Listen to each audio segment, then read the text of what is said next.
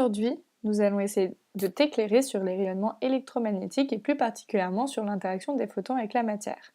Nous ne parlerons pas des rayonnements particulaires, donc pas de rayonnement alpha, pas de neutrons, etc. C'est parti pour l'interaction des photons avec la matière. Un photon incident peut interagir de différentes façons avec la matière. Il peut très bien traverser la matière sans être dévié, simplement être dévié sans autre événement associé. Il peut subir un phénomène photoélectrique ayant pour conséquence l'émission d'un électron. Il peut subir un phénomène de diffusion Compton associé à l'émission simultanée d'un électron et d'un photon secondaire d'énergie déterminée. Enfin, il peut connaître un effet de pair qui associe l'émission d'un électron à celle d'un positon. Les deux premiers phénomènes ne seront pas étudiés en détail car ils ne présentent pas d'intérêt particulier. Commençons par l'effet photoélectrique. La nature corpusculaire du photon permet d'expliquer que celui-ci peut transmettre la totalité de son énergie à un électron sous forme d'énergie cinétique. Le photon incident disparaît alors. Toutefois, il est nécessaire que le photon incident dispose d'une énergie suffisamment élevée pour observer ce phénomène. En effet, l'énergie transférée par le photon doit être supérieure à celle nécessaire pour arracher l'électron de son orbite. De ce fait, l'énergie cinétique que possède l'électron est égale à la différence entre l'énergie transférée par le photon incident et l'énergie nécessaire à l'électron pour quitter son orbite. Ainsi, si l'énergie transmise à l'électron est suffisante pour que celui-ci quitte le champ orbital du noyau auquel il est rattaché, on dit qu'il y a ionisation. L'ionisation d'un atome va laisser un trou, une place vide sur l'orbite qu'occupait l'électron auparavant. C'est ce qu'on appelle une case vacante. Alors, des électrons d'énergie de liaison plus faible, donc moins stable, peuvent venir occuper cette case vacante pour se stabiliser. C'est le réarrangement du cortège électronique.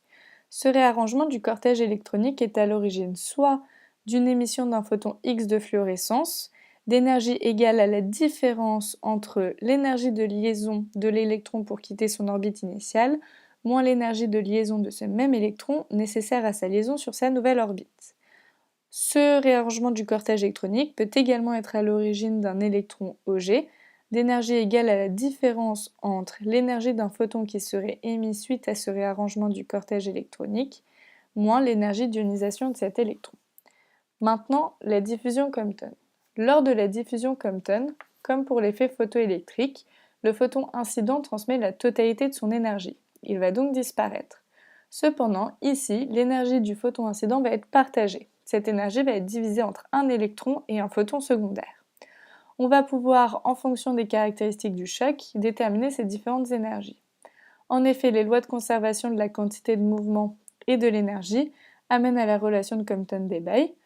On voit de par cette relation que l'angle d'impact joue un rôle essentiel dans la détermination de la transmission de l'énergie.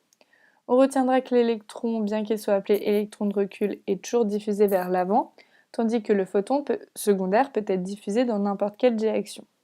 Maintenant, la création de paires. L'effet de paire correspond à la diffusion simultanée d'un électron et d'un positon par passage d'un photon incident dans le champ coulombien d'un noyau. On ne demande pas de connaître le devenir du photon incident, mais on sait que son énergie est transférée à la création de paires. Toujours par principe de conservation de l'énergie du photon incident est égale à la somme de l'énergie de masse de chacune des deux particules et de l'énergie cinétique de chacune des particules. Ainsi, la création de paires présente un seuil énergétique. En effet, pour qu'elle ait lieu, l'énergie du photon incident doit être supérieure à 1,022 mégaélectronvolts. Nous avons donc détaillé chacune des trois interactions d'un photon avec la matière que vous devez connaître. Il est important de bien distinguer chacun des devenirs de ce photon et les diffusions associées.